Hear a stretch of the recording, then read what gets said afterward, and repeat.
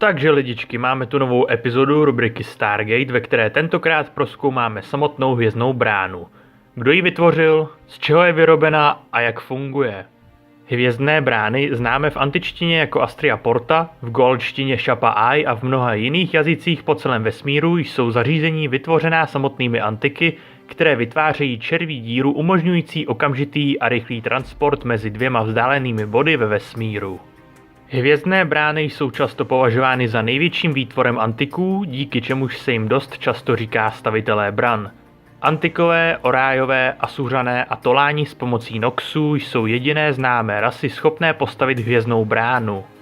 Původní design hvězdné brány navrhl Alterán jménem Amelius noc předtím, než Alteráni odešli ze své domovské galaxie do galaxie Mléčná dráha.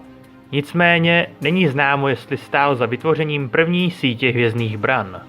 Samotné brány patří do skupiny nejstarších antických technologií, které byly nalezeny v Mléčné dráze.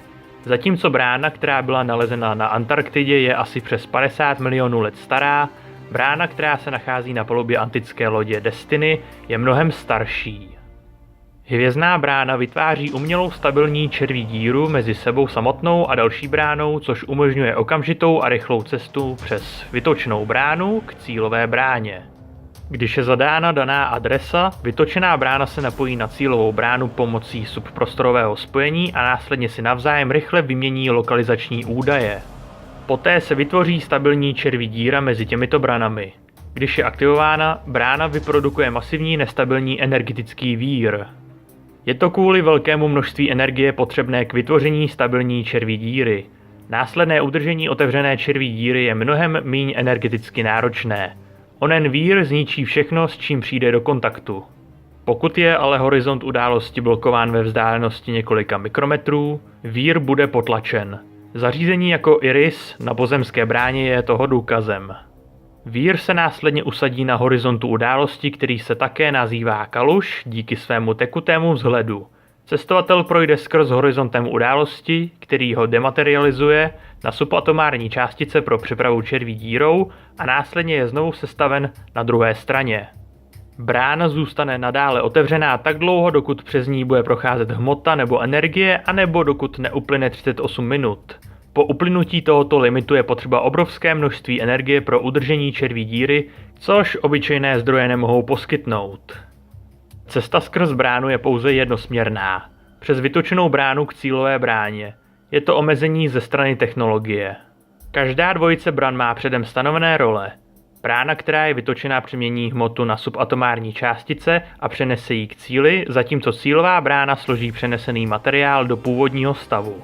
Naopak průchod skrz cílovou bránu je smrtelné, protože cílová brána má za úkol před průchodem skrz hmotu zase složit do původního stavu. Pokud jakákoliv pevná hmota projde ne skrz vytočenou bránou, ale cílovou bránou, hmota se rozloží na energii a přestane existovat. Původně se počítalo s tím, že cestovatel je vždy promrzlý a pokrytý ledem po průchodu druhou bránou. Toto tvrzení bylo později ignorováno. Není známo, co by se stalo, kdyby někdo prošel skrz zadní částí vytočené brány. Jaffa jménem Bray tak náhodou znal někoho, kdo to při jedné příležitosti zkusil. Bohužel podle jeho slov dotyčný zemřel ne zrovna příjemnou smrtí. Detaily ohledně opačného průchodu jsou neznámé. Hvězdná brána je doslova obří supravodič, který je skoro celý postaven z Nakadahu a je schopný využít energii z jakéhokoliv zdroje, i když jsou některé zdroje méně výkonnější než ty ostatní. Její design ji činí tak odolnou, že přežije přímý zásah meteoritem i havárii vesmírné lodě. Nakadahová konstrukce umožňuje bráně udržet mnohem víc energie pro vytvoření stabilní červí díry, i když má své limity. Překročení tohoto limitu by způsobilo masivní explozi značných rozměrů, jejímž následkem by byla smrt veškerého života na Zemi. I když se různé verze bran od sebe liší, co se týče designu, sdílejí několik společných elementů. Všechny brány mají skupinu znaků rozložených kolem vnitřního kruhu. 39 na branách v Mléčné dráze, 36 na branách v Pegasu a na branách ve stylu brány z Destiny. To také zahrnuje 9 ševronů neboli zámků rozmístěných rovnoměrně po vnějším okraji. Znaky nebo také symboly na bráně v Pegasu a Mléčné dráze představují souhvězdí, zatímco Destiny brána má abstraktní symboly kvůli nedostatku konzistentních hvězdných orientačních bodů. Tyto dvě vlastnosti se používají jako souřadnicový systém, kterým se zaměřují a vytvoří spojení s jinou bránou. Do každého zámku zapadne určitý symbol v předem určeném pořadí, což v konečném výsledku umožní spojení s jinou bránou. Tato kombinace symbolů tvoří adresu, která je popsána z hlediska toho, kolik symbolů je zapotřebí k vytočení jiné brány. Nejméně 7 a nejvíc 9. Pro standardní 7místnou adresu představuje prvních 6 znaků body ve vesmíru, jenž tvoří trojrozměrné souřadnice místa určení. 7. symbol představuje výchozí bod, který je unikátní pro každou bránu. Pro spojení s bránou, která se nachází v jiné galaxii, je zapotřebí 8 symbolů. 9místná adresa už je spíš kód než lokace, což dovoluje spojit se pouze s určitou bránou, a to konkrétně s bránou na palubě Destiny, i přesto, že neustále mění pozici. Existují pouze 2 9místné adresy.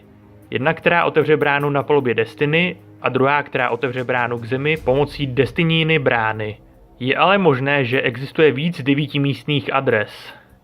Brány v galaxii jsou navzájem propojené v jedné síti, obvykle prostřednictvím ovládacího panelu známého jako DHD. Tato síť automaticky kompenzuje hvězdný posun, což umožňuje každé bráně s funkčním DHD spojit se s jinou. V případě chybějícího DHD nebude brána schopná se spojit, anebo se spojí, ale následkem menší odchylky v postavení bran bude cestovatel u cílové brány vyhozen.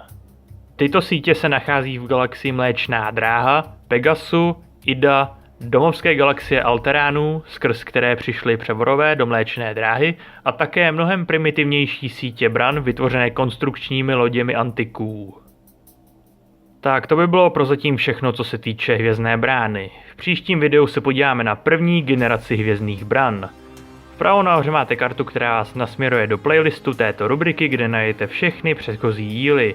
Nezapomeňte kliknout na tlačítko odběr a zvonek, díky čemuž podpoříte moji tvorbu. Pokud se vám video líbilo, dejte like a sdílení.